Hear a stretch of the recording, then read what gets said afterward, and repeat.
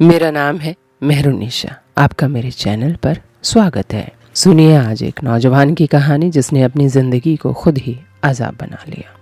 मेरी ऐसी कहानी है जो मैं लोगों से कह भी नहीं सकता और कितना भी छिपा लूँ वो कहानी छुपा भी नहीं सकता। मैं खुद ही अपनी कहानी का शैतान हूँ। मेरी शादी की उम्र हो चुकी थी। मैं एक लड़की के साथ 7 साल से एक मोहब्बत के रिश्ते में बंधा हुआ था। आरफा वो मेरी उम्र की थी।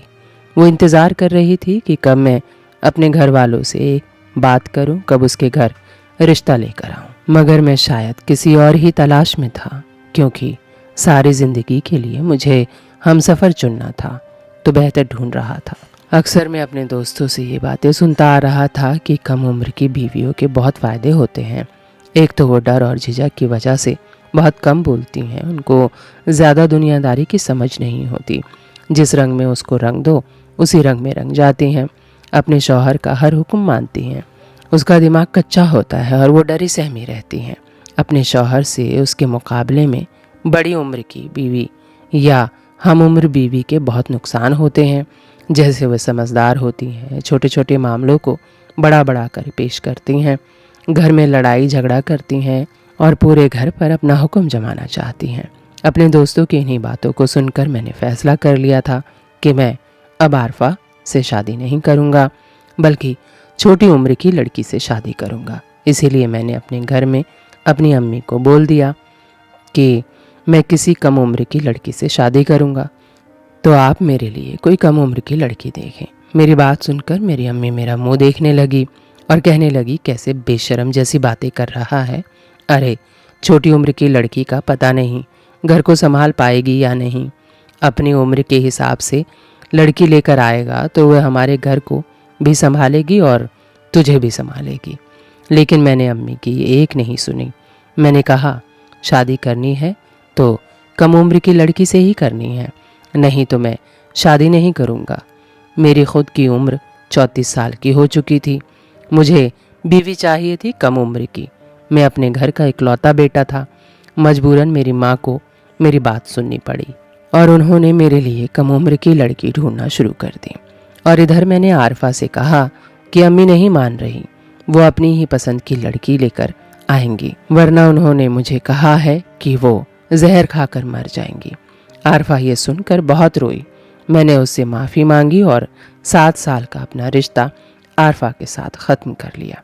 आरफा से आज़ाद होकर मैं अपने आने वाले कल के लिए बहुत खुश था।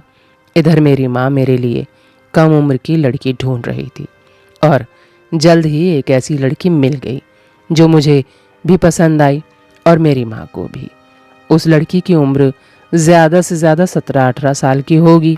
उसका नाम आशिया था। उसके माँ बाप नहीं थे, वो मामा के घर पली बड़ी थी। मुझे पसंद आई और फिर चट मंगनी और पट ब्याह हो गया। आज मेरी शादी थी और मेरी दुल्हन सुहाग की सेज पर बैठी मेरा इंतज़ार कर रही थी। मैं बेहद खुशी के आलम में अपने कमरे में दाखिल हुआ, जहाँ पर मेरी नई नवेली दुल्हन आशिया बैठी थी। आशिया बहुत खूबसूरत थी। उसकी खूबसूरती को देखकर मैं हैरान भी था और खुश भी था। मैं अपने दिल की धड़कनों पर काबू पाते हुए आगे बढ़ा और उसके सामने जाकर बैठ गया। न जाने कितनी देर तक मैं उसके हुस्न को देखता रहा और दिल ही दिल में खुश होता रहा कि मुझे कितनी कम सिन और कितनी हसीन बीवी मिली है। वो बहुत ही मासूम लग रही थी। इससे पहले मैंने ऐसी खूबसूरत लड़की नहीं देखा था, लेकिन मैं उसके करीब बैठा था तो मैंने महसूस किया कि उसके हाथ पांव कांपने लगे थे। मैं बहुत ज़्यादा डरी हुई थी और उसे डरा हुआ देखकर मुझे खुशी भी हो रही थी और मेरे दोस्तों की पढ़ाई हुई पट्टी मेरी आंखों पर बंधी हुई थी। उन्होंने मुझे समझाया था कि अपनी बीवी की ज़्यादा तारीफ मत करना, पहले ही रात में उसे इतना डरा धमका कर रखना कि वह तुझ पर हावी ना होने पाए, नहीं तो बाद में तू उसे काबू नहीं कर पाएगा। और मैं इन सारी बातों पर अमल कर रहा था। इसीलिए आशिया को डरा सहमा देखकर मुझे बहुत ज़्यादा खुशी हो रही थी कि चलो, आशिया तो मेरे डराने से पहले ही डरी हुई है, इस डरी हुई सहमी सी लड़की को थोड़ा और डराया जाए। ये ख्याल मेरे दिल में आया तो मैंने अपने फ़ोन पर 15 सेकंड का टाइमर सेट किया। 15 सेकंड के बाद मेरे फ़ोन पर रिंगटोन बजी। मैं फ़ोन लेकर कमरे में साइड पर चला गया और फ़ोन पर किसी से बहुत ही ज़्यादा गुस्से से बात करने लगा। मैं गुस्से से फ़ोन पर बोलने लगा कि आज मेरी शादी है और तुम्हें यही समय मिला है मुझे ये बुरी खबर सुनाने के लिए। तुमको पता नहीं है मैं कितना गुस्से वाला इंसान हूँ। मुझे लोगों का बकबक करना बिल्कुल भी पसंद नहीं, और तुम्हारी इतनी हिम्मत कि तुम मुझे बातें सुना रहे हो। कल आकर मैं तुम्हें ठीक करता हूँ, सीधा नौकरी से निकाल दूंगा, क्योंकि गलती की मेरे पास कोई माफ़ी नहीं है और तुमने गलती की है और तुम्हारी यही सज़ा है कि तुम्हें नौकरी से निकालना पड़ेगा। जो बातें मैं अपनी बीवी को सुनाना चाहता था वह सारी बातें मैंने फ़ोन पर किसी और को सुनाकर दरअसल अपनी बीवी के कानों में डाल दी। मैंने उसको मुंह दिखाई की अंगूठी दी। उसने मेरे हाथ से लेकर सामने टेबल पर रख दी। उसकी ये बात मुझे बहुत बुरी लगी। मैंने उससे कहा कि इसे पहन लो। उसने कहा कि मुझे अंगूठियाँ पसंद नहीं। उसकी बात सुनकर मुझे बहुत गुस्सा आ रहा था, लेकिन मैं इतनी खूबसूरत रात को गुस्से की नज़र नहीं करना चाहता था। मैंने उसका हाथ अपने हाथों में लिया तो कुछ ऐसा हुआ जिसकी मुझे बिल्कुल भी उम्मीद नहीं थी। मेरी बीवी ने अपना हाथ मेरे हाथों से एकदम से खींच लिया और मुझे नफ़रत भरी निगाहों से देखने लगी। वैसे तो उसके हाथ पैर डर के मारे कांप रहे थे, लेकिन उसकी आंखों में मेरे लिए बहुत नफ़रत थी। मैं अभी उसे कुछ नहीं बोला था कि तभी डर के मारे वो बेहोश हो गई। उसको बेहोश होते देखकर मैं बहुत ज़्यादा परेशान हो गया कि अब मैं क्या करूं, क्योंकि अगर मैंने बाहर जाकर सबको बताया कि दुल्हन शादी की पहली रात में ही बेहोश हो गई तो सब लोग इस बात का गलत मतलब निकालेंगे और फिर मेरी कितनी बदनामी होगी। मैं किसी से नज़रें मिलाने लायक नहीं रहूँगा। अपने हिसाब से मैंने उसे होश में लाने की भरपूर कोशिश की। उसके मुंह पर पानी के छींटे मारे, उसे जी जोड़कर होश में लाने की कोशिश की, तब भी वो होश में नहीं आई। तो मैं परेशानी से कमरे के अंदर ही चक्कर काटने लगा और सोचने लगा कि ये परेशानी किसके सामने लेकर जाऊं। मेरे माँ बाप तो पहले ही बड़ी उम्र की लड़की लाना चाहते थे ताकि वे घर का सारा काम संभाल सके। मेरी माँ का कहना था कि एक 17-18 साल की लड़की क्या काम करेगी। मेरी माँ ने कहा ऐसी बहू होनी चाहिए जो कि बहुत ही सुघड़ हो और बहुत ही सलीकेदार हो, घर को संभाल सके। सब घर वालों की मर्ज़ी के ख़िलाफ़ मैंने अपनी मर्ज़ी से कम उम्र की लड़की से शादी की। अब अगर मैं कहूँ कि वो बेहोश हो गई है तो सब मेरा मजाक उड़ाएंगे कि कम उम्र की लड़की से शादी करोगे तो यही होगा। जब पूरा 1 घंटा गुजर गया और वो होश में नहीं आई तो मैंने अपने एक दोस्त को फ़ोन किया। वो उसे सारी बात बताई। मेरी बात सुनकर मेरा दोस्त ज़ोर ज़ोर से हंसने लगा और हंसते हंसते लोटपोट हो गया। उसकी हंसी मुझे और भी गुस्सा दिलाने लगी। मैंने उसे कहा कि हंसने का और मजाक उड़ाने का वक्त नहीं है, मुझे ज़रूरत है। मैं घर वालों में से किसी को भी नहीं बताना चाहता, बस किसी तरह वह होश में आ जाए। मुझे ठंडे पसीने आ रहे थे। सर्दी में भी मेरे दोस्त की बीवी डॉक्टर थी, इसलिए मैंने उसे फ़ोन किया था कि शायद यहाँ से मेरी कोई मदद हो जाएगी। मेरे दोस्त ने कहा कि परेशान होने की ज़रूरत नहीं, मैं अपनी बीवी को तेरे घर लेकर आ रहा हूँ। उसकी ये बात सुनकर मैं और भी ज़्यादा परेशान हो गया, क्योंकि शादी ख़त्म हो चुकी थी। मेहमान अपने अपने घरों को जा चुके थे। घर वाले सोने की तैयारी कर रहे थे। ऐसे में वो दोनों घर आएंगे तो फिर सब लोग क्या सोचेंगे। घर वालों को समझते देर नहीं लगेगी कि ज़रूर दुल्हन के कमरे में कुछ गड़बड़ है। मुझे अपने आप पर बहुत गुस्सा आ रहा था। लगा कि क्यों बेकार में मदद मांग बैठा। ऐसा लग रहा था खुद को पीट लूं। फिर मैंने उसे अचानक ही बोल दिया कि आशिया को होश आ गया है। दरअसल ये सारी सूरत हाल से बहुत ज़्यादा परेशान हो चुका था और इसलिए मुझे झूठ बोलना पड़ा। आ चुका है। हालांकि आशिया अभी तक होश में नहीं आई थी। मैंने उन लोगों का शुक्रिया किया और फ़ोन काट दिया। परेशान होकर मैं सर पर पकड़कर कुर्सी पर बैठ गया। मुझे कुछ भी समझ में नहीं आ रहा था क्या करूं। तभी मेरी नज़र उस साइड टेबल पर रखी दवाई की शीशी पर पड़ी और उस दवाई को देखते ही मेरे पैरों तले ज़मीन निकल गई। दवाई बेहोशी की थी। वहाँ दो गिलास थे, लेकिन सिर्फ एक गिलास में बहुत ज़्यादा गोलियाँ थी और जिस गिलास में ज़्यादा गोलियाँ थी वही वाला गिलास आशिया ने पी थी। इसका मतलब मेरी आशिया ने जानबूझकर बेहोशी की दवा खाई थी और जाहिर था कि दवा को अपना असर करने में थोड़ा वक्त लगा होगा। जितनी देर मैं फ़ोन पर झूठ मूठ के बातें कर रहा था उतनी देर में दवाई ने असर कर दिया और वो बेहोश हो गई। और ये दवाई अगर उसने खाई थी तो फिर उसे कोई भी होश में नहीं ला सकता था। मैंने अपनी बीवी को हैरान होकर देखा। मुझे तो बहुत ही मासूम लड़की लगती थी, लेकिन वह बिल्कुल नहीं थी। मुझे पूरी रात नींद नहीं आई। सोच सोच कर मेरा दिमाग फटने लगा। आखिर ये सब क्या है? मेरी बीवी ने अपने ही सुहाग रात में खुद को बेहोश क्यों कर लिया? क्या वो मेरे साथ वक्त गुजारना नहीं चाहती थी? क्या वो मुझे पसंद नहीं करती थी? पूरी रात में इसी उलझन में रहा। सुबह लगभग 4 बजे दरवाजे पर दस्तक हुई। मैं अभी 15-20 मिनट पहले ही सोया था। बैठे बैठे ही मेरी आंख लग गई थी। मैंने जाकर बाहर देखा तो मेरी माँ खड़ी थी। उनको देखकर मैं हैरान हो गया। इस समय तो हमारे घर में कोई नहीं जागता था।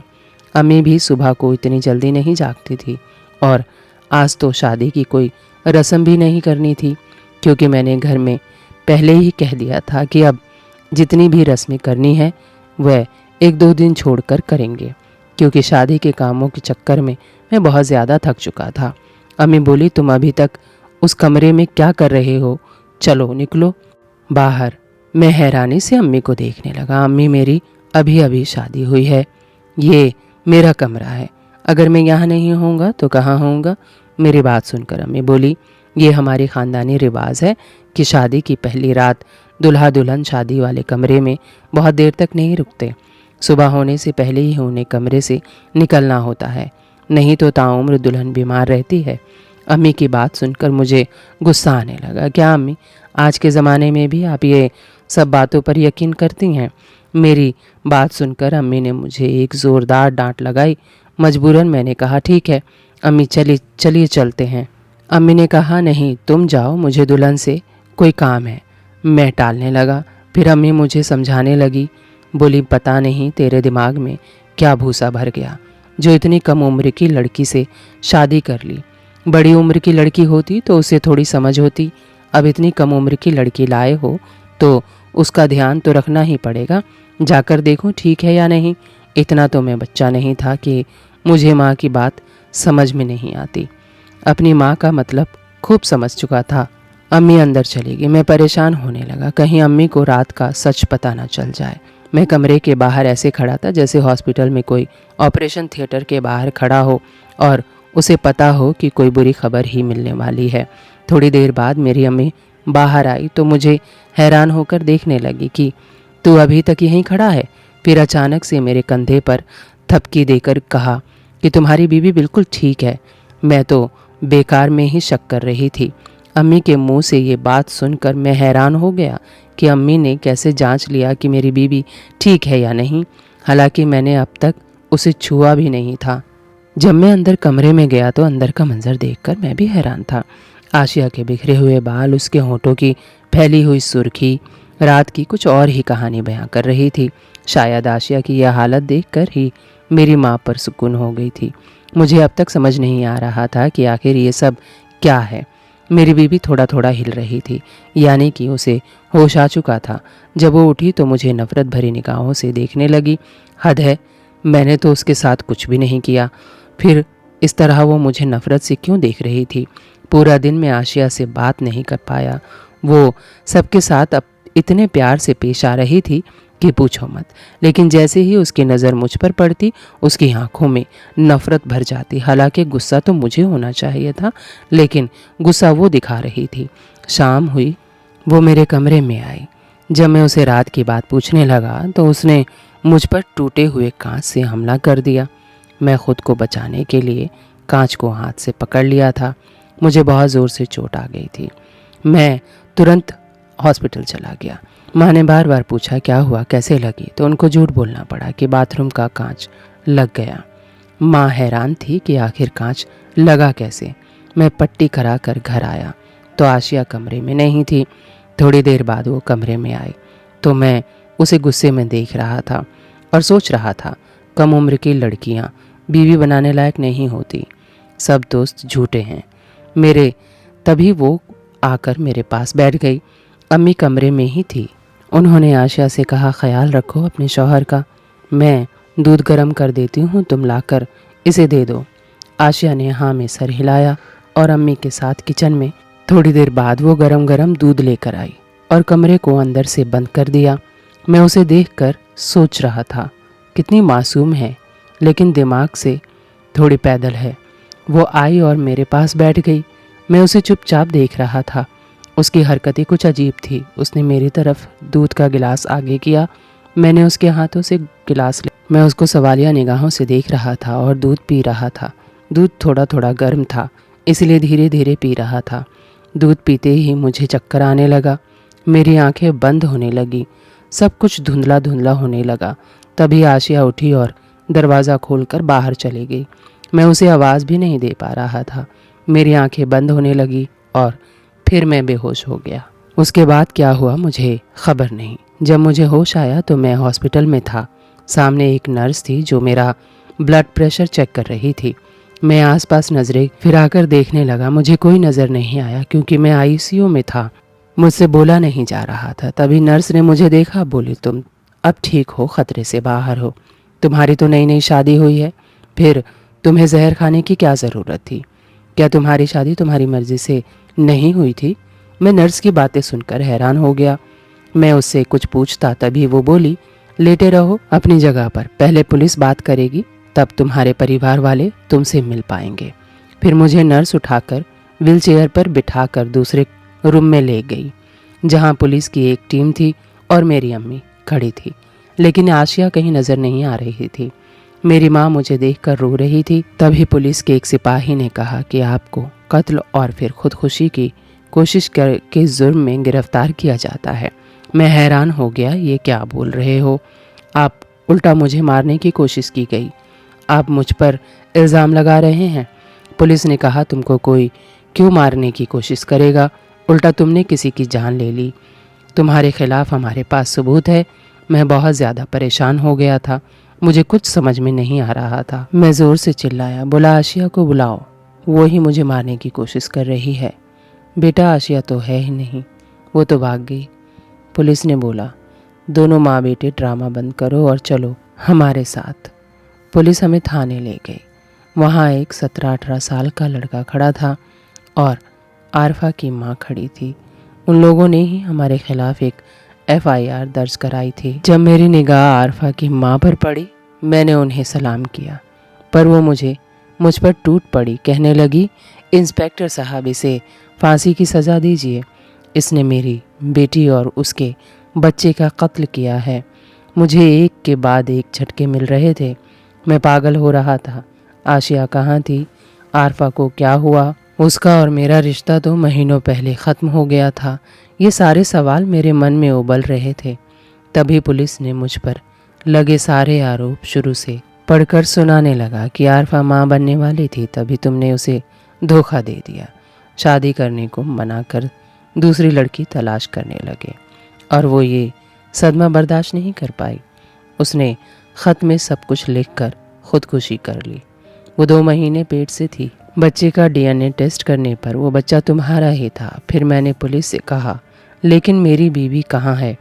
उसने मुझे जहर दिया था। पुलिस बोली कि तुम ही ने अपनी बीवी को भी गायब किया है, उसकी भी हम जांच कर रहे हैं। जैसे ही हमें उस केस में तुम्हारे खिलाफ कुछ भी मिलेगा, तुमको उम्र कैद की सज़ा दिलवाया जाएगा। मासूम लड़कियों के साथ खेलने का बड़ा शौक है ना तुम्हें? पुलिस की ये धमकी मुझे बहुत ही डरावनी लग रही थी। सारे सबूत मेरे खिलाफ थे। मुझे तो जेल हो गई। मैं जेल में था, मुझे 3 महीने हो गए थे। तभी मुझे एक लड़का मिलने आया। उसने मुझसे कहा, पहचाना मैं कौन हूँ? और फिर उसने जो कुछ मुझसे कहा वो सुनकर मेरे होश उड़ गए। वो लड़का कोई और नहीं आरफा का भाई था जो आशिया मेरी बीवी बनकर मेरे साथ था। वो मुझे कहने लगा कि मेरी बहन मर गई, तुम उसकी खबर तक न लेने आए। ऊपर से अपने लिए कम उम्र की लड़की ढूंढ रहे थे, तो इसीलिए हम सब लोगों ने मिलकर तुम्हें तुम्हारे किए की सज़ा देने के लिए तुम तक ये खबर पहुंचाई कि एक लड़की है जिसके माँ बाप नहीं हैं और तुम उस जाल में फंस गए। सब प्लान के मुताबिक मैं अपने मामा के यहाँ गया। उनको पहले से सब कुछ पता था। उन्होंने ही तुमसे बदला लेने के लिए ये तरकीब सुझाई थी। वैसे तो तुमको इस दुनिया में होना ही नहीं चाहिए था, पर यह सज़ा भी अच्छी है तुम्हारे लिए। ये कहकर वो चला गया। वो अपनी बहन आरफा की मौत का बदला लेने के लिए आया था। शादी की रात ही वो मुझे बेहोश करके मार डालता, पर मेरे फ़ोन पर बात करने की वजह से वो डर गया और गलती से उसने वो पानी पी लिया जो मुझे पिलाने वाला था। फिर दूसरी बार भी मैं बच गया, लेकिन जब तीसरी बार भी मैं बच गया तब मुझ पर आरफा की मौत का जिम्मेदार बताकर मुझे जेल करवा दिया गया। मुझे मेरी गलती की सज़ा मिल गई। हाँ, मैं मानता हूँ मैं आरफा का गुनहगार हूँ। 2 मासूम की जान मेरी वजह से गई थी। अब मैं खुद से ही नफ़रत करता हूँ। मुझे खुद से ही घिन आती है। मैं खुदा से रोज़ माफ़ी मांगता हूँ। दोस्तों, कभी किसी की बातों में आकर किसी की भी ज़िंदगी से ना खेलें। मैं बेवकूफ़ था जो अपने दोस्तों की बातों में आकर अपनी मोहब्बत को छोड़कर कम उम्र की लड़की तलाश करने लगा। मुझे उसकी सज़ा तो मिलनी ही चाहिए। उम्मीद है मेरी ये कहानी आप लोगों को अच्छी लगी होगी। तो चलते चलते 2 लाइन कह देती हूँ। झूठी मोहब्बत की मैंने, किसी मासूम को हद से ज़्यादा सताया मैंने। न पड़ना दुनिया वालों की बहकावे में, अपनी ही नज़रों में खुद को गिरा हुआ पाया मैंने। वीडियो अच्छी लगी हो तो चैनल को सब्सक्राइब कीजिएगा, लाइक कीजिएगा, शेयर कीजिएगा और हाँ, बेल आइकन को दबाना बिल्कुल मत भूलिएगा। Thank you for watching.